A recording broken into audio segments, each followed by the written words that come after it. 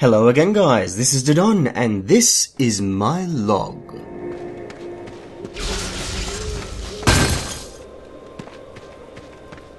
So what is this video, you might ask? Well, it's basically going to be a discussion piece. It's going to be a piece where I discuss the games that I've been playing. It's going to be a piece that I discuss the games I'm about to play. It's going to discuss the games I'm downloading. It's going to discuss potentially Minecraft content if I still continue to do it, because, you know, I'll be honest, I have been starting to lose interest in the whole thing, but I still have a couple things I'm working on, so, you know, there will still be some Minecraft content, no doubt, and there are still a few maps that I'd like to play through. It will be channel updates for this YouTube channel, such as it is. You know, the 10 people that will probably watch this video might have an interest in it, you never know. And it'll be things like that. I would also like, in future episodes, should there be future episodes, I would like to have a topic to discuss, so feel free to post a response to this, be it a text-based or video-based one. Feel free to drop me an email, feel free to drop me a private message with such a topic.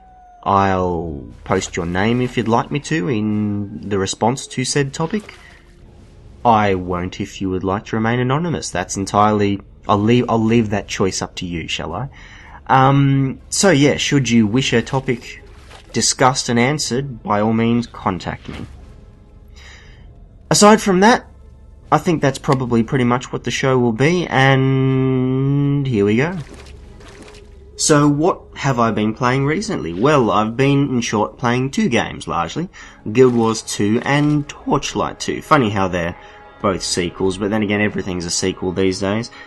And both of them have their positives and negatives. Both of them have their pluses and their minuses. Guild Wars 2 is certainly better than Guild Wars 1 was. I played the original Guild Wars 1 and none of the expansion packs because I got so bored with the original Guild Wars 1.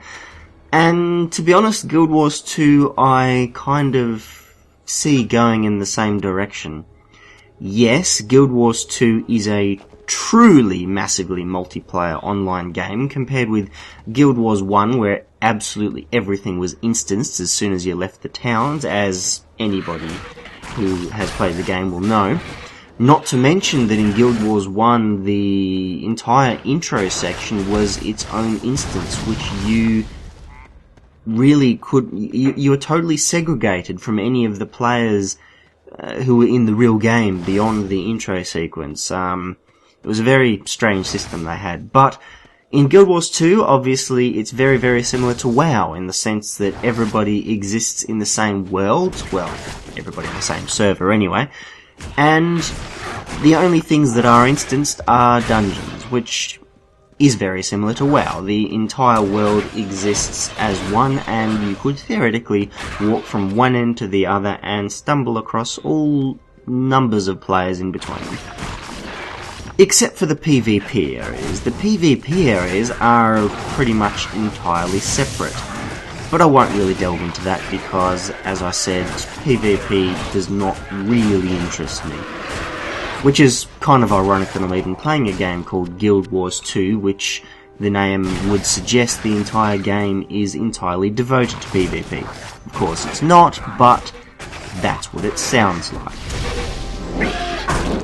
I will not go too far into the positives and minuses of the game because I'm sure they've been discussed far better than I ever could elsewhere, and there are tons of videos on that already, but I don't really see the game holding my attention for too long, because beyond the fairly interesting single player component, I don't really see much holding me to it, or much keeping me there. The questing system, I find, yes, it is a bit more interesting than, not Diablo's, I was going to say Diablo, why was I Diablo? It's a bit more interesting than World of Warcraft's questing system, in the sense that you don't have to go to the quest giver, pick up the quest from the quest giver, go do the quest, then go back to the quest giver, or to whoever the to whoever the quest handing in person is. You don't have to do anything like that. Instead, it just happens around you, as I'm sure tons of videos have already mentioned. That is a bit more interesting, but to be honest with you, I don't see that as a massive improvement, simply because if you come back to that same area half an hour later, the same events, the exact same events are happening all over again, and it just leaves the player open to farm the same instances again and again, and that's sort of boring. Now, conversely, I have also been playing quite a substantial lot actually, of Torchlight 2, and I find that title to be far more compelling than certainly Guild Wars 2, but definitely far more interesting than Diablo 3. Now, obviously, that's going to be the initial comparison that probably almost everybody will make with Torchlight 2. That's the game that everybody will compare it to, because that is the game that it is released almost at the same time as, and the market has positioned it to be directly competitive with. Torchlight 2 really has the gameplay that I always wanted from Diablo 3. It has, I don't know, I play as a melee character normally, and the way you knock around your enemies, you can go through hundreds of thousands of enemies at once, is just far more interesting in Torchlight 2 than it is in Diablo 3. The way the loot system works, the way you pick up items and you can get decent items pretty much instantly, that's far more interesting in Torchlight 2. I'm upgrading my gear far more often in Torchlight 2 just because that's the way that game is designed to be played. With Diablo 3, I find I'm getting the odd bit of gear when I very first start the game, and then I wind up going to the auction house for all my gear, and that's just no fun. I want to be wearing the gear that I get. And if I don't go to the auction house in Diablo 3, then I can no longer progress beyond, what difficulty? I think I got to like Hell difficulty or something? What's the third difficulty tier? That one. I can't really get very far in that difficulty setting unless I get items from the auction house. Whether they're gold purchases or real money purchase, I'm not really caring about that. I'd never put real money on an auction house for this type of game. That's just ludicrous. I don't really think that's important. I just want to play with my items. Anyway, it does, however, lack the theme that I wanted in this type of game. This is probably the one thing that I've really enjoyed about Diablo 2. It has the dark, hell versus heaven, that's a really interesting theme to me. That's the type of, not only game, that's the type of movie I probably enjoy, that's the type of novel I enjoy reading. That's really lacking, obviously, very much in Torchlight 2. It is definitely a far more light-hearted game, and some have described it as a more cartoonish game, a more childish game, which I can't really argue with. The gameplay is definitely there, the story and the theme is not. And thanks to that, I don't really see it lasting anywhere near the time. I don't see myself playing it anywhere near as long as I played Diablo 2. Diablo 2 was a game that I played for years and years, as I'm sure many other people of my age bracket who like video games have played it for years and years and years. And I can definitely see the designers from Diablo 2 who worked on Torchlight 2, I can definitely see their influence in the game, because it is very much the same style of game and gameplay, but the writers, I can definitely see they're lacking, because there just is no storyline to Torchlight 2. I think what many of us were wanting from Diablo 3 was pretty much Diablo 2 with better graphics. We've half got it with Diablo 3. I mean, it's got the same theme, certainly. It doesn't have the same story. I mean, I know the story was fairly simplistic in Diablo 2, but I think most of you who have played the game at least will agree that it was still more interesting than Diablo 3's. Diablo 3's is just, stupid. And Torchlight 2's we've also sort of half got the game, because we've got the gameplay in it. We just don't have the story, which we didn't have in Diablo 3 either, and we don't have the theme, which we do have in Diablo 3. As I said, what I think we all really wanted was Diablo 2, but with better graphics and maybe some innovations in the gameplay. For example, the way the pets operate in Torchlight 2, where you can very easily empty your inventory into your pet and send them off to town so that you don't have to break your gameplay, you don't have to break your dungeoneering.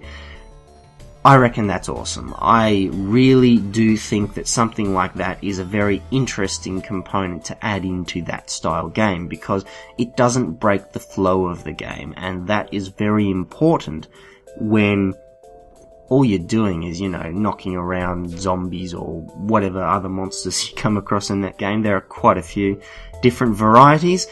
That's my thoughts on that, and I have my fingers crossed for maybe a sequel to Torchlight 2, maybe a Torchlight 3 one day, which maybe does it a bit better. I don't see Torchlight ever having the same dark, gothic theme that Diablo has, but, you never know. They may produce another game in the same vein, maybe not a Torchlight game, maybe something else.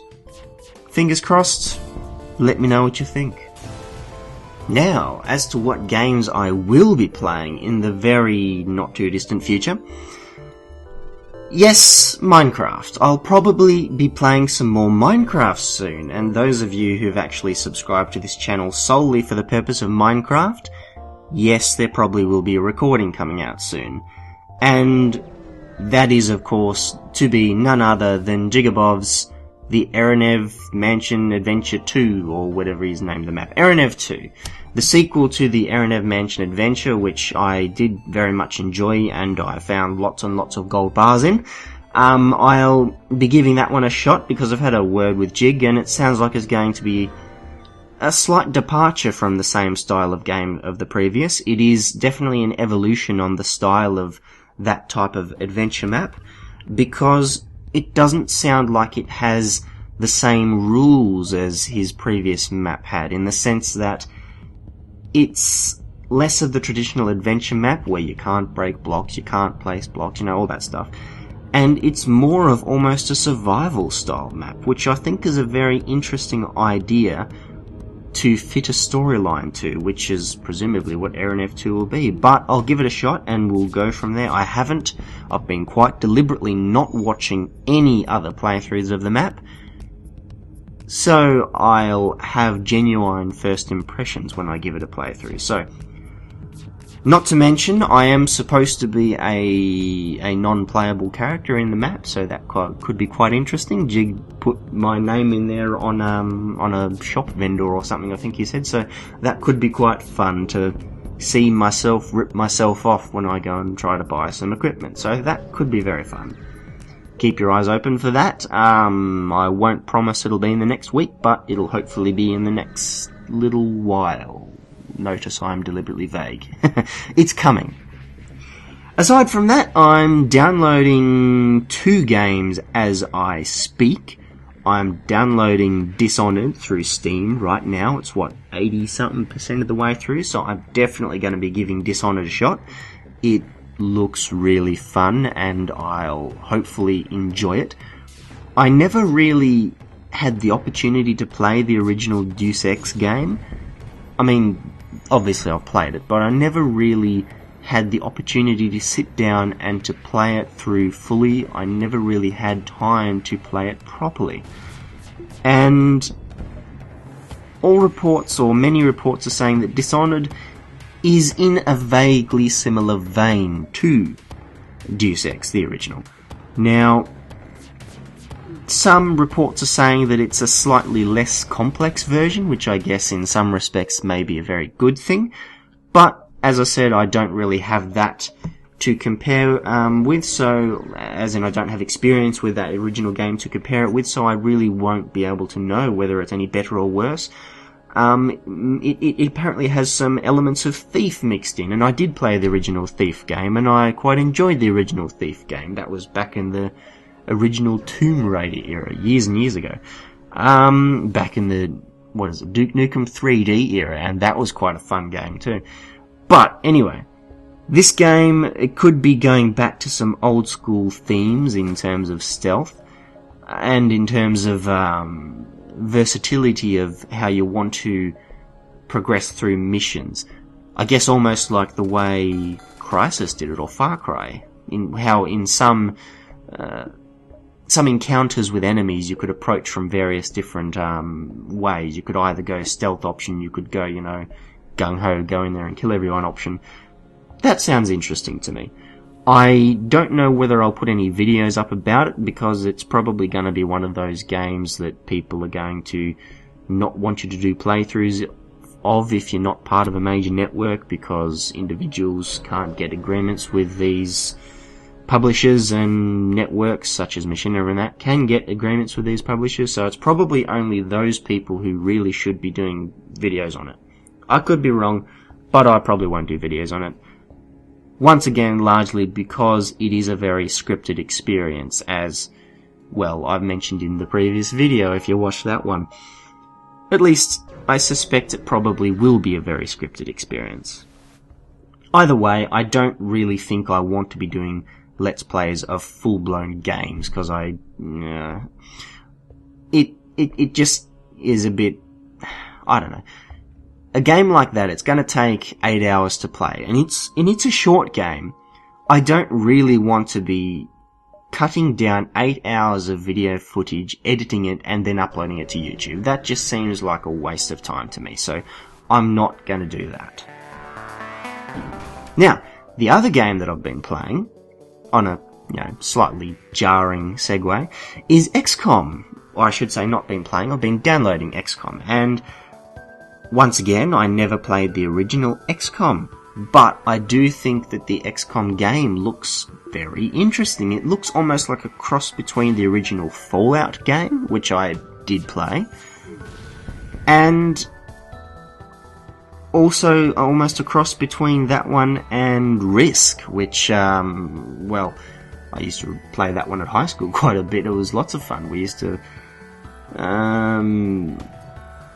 play always starting in Australia, which was a waste of time, as you only got one troop from Australia from memory. It was not going too well, and that's an interesting thing actually. I've noticed that in the XCOM world map, in, other people's videos on it, it doesn't appear that you can actually populate Australia. Now, it'll be interesting to see whether that is true once we get into it, but I'll definitely give that one a shot as well. And once again, I probably won't be doing any Let's Play videos of that one either, because games in XCOM supposedly take hours and hours and hours and hours and hours to go through, similar to a Civilization game. And I can think of little more boring to watch than a Civilization game somebody else playing. Maybe if it was sped up a bit, but once again, that would require substantial editing, and that, in my opinion, is probably going to be a waste of time. Now, I also have a couple of projects in motion at the moment in Minecraft. Now, as to whether they'll actually ever see the light of day or not, I'm not too sure, but I do have a couple of things I'm working on that I'd like to mention. I have an adventure map, and I have a so-called game mode map. The adventure map is to be a parkour map. Now, we all know my track record with playing parkour maps, so it'll be very interesting to see if I can pull this off. It will be obviously an adventure map, so it will have a story. It's not just going to be a straight up boring, you complete one room, you move to the next room type of parkour map. That's just boring. I'm not going to do that. I don't see the entertainment in that at all, and I really don't understand those people that download those maps, but they do get downloaded, so they must have their demographic, I suppose, but that's definitely not me. I'm not going to do that. It is going to be a pirate-themed parkour map. I have my ship design already. It's going to be a pirate map, so of course it's going to have a ship in it. At least one, at least. There are some mechanics which I'm experimenting with at the moment, and hopefully they'll pull through, and hopefully it will make it a bit more of an interesting experience than the traditional parkour map, the traditional adventure map for that matter. Hopefully it will turn out to be very interesting. So keep your eyes peeled for that. I'll post a video or something once I have more information, or once I am willing to divulge any further information on it, and we'll go from there. The second map that I'm working on is a game map. It's very, very much in the design phase at the moment, but I have an idea for a game map. You know, in the similar vein to, you know, the cake defense style thing that, I forget the guy's name. It's not Doc M that does that. He's a very, very intelligent person anyway, the Redstone engineer that created the cake defense map. It's a very good idea, and it's been worked out very well. It's in a similar vein, I guess, to that style map. As to exactly how well it will work, I don't know. I'm still working on the mechanics of it. The video that you've been watching in the background, about the sheep and the wolves, may have something to do with it. It may be a brief hint, but once again, I'm just not sure whether it'll work yet, and it'll be interesting to see how well it balances. But I'll let you know if I have any need for playtesters for it, because it will be a multiplayer thing if it works. That's the thing that I'm not sure of. If you would like to directly receive more information on such a project, I'm not committing to anything. You may receive such information, you may not. But if you want to receive such information, first, send me an email with your email and you'll be put onto a list. I'll promise no more than that, but you'll be put onto a list. Anyway. So this has probably been long enough for the first episode of what may become a video series. That's entirely up to your response to it, and as to whether more than 10 of you actually watch the video. Once again, that's entirely, the power is in your hands. That's probably all I wanted to go through today. Please remember to send me any topics you'd like me to discuss in future episodes, should they exist. Please remember to leave a comment if you have any suggestions for the show or anything like that. This has been Don, and I'll catch you later.